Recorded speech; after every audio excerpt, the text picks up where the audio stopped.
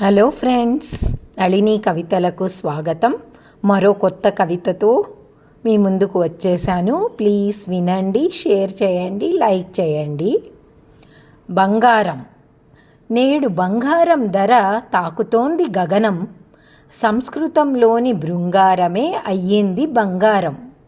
పచ్చటి పసుపు రంగుతో కాంతులు చిందుతుంది ఈ కనకం. బంగారం మన శరీరం వేడికి కరగదు, రంగు తగ్గదు. కావునే అందరికీ దానిపై అంత మోహం. కనకం, సువర్ణం, స్వర్ణం, హిరణ్యం, హేమం ఇలా ఎన్నో పర్యాయ పదాలు గల పదం. సన్నటి తీగలాగా లేదా పల్చటి రేకులాగా మారుతుంది ఈ స్వర్ణం.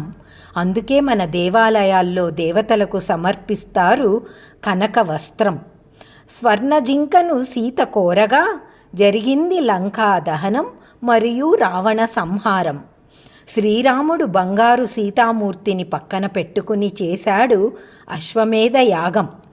నవరత్నాలను, బంగారాన్ని వీధుల్లో రాసులుగా పోసి అమ్మేవారట శ్రీకృష్ణదేవరాయల కాలంలో. అందుకే అది స్వర్ణయుగం. ఎన్ని వేల ఏళ్లైనా చెడిపోదు, నాశనం అవ్వదు బంగారం. అందుకే అది అజరామరం.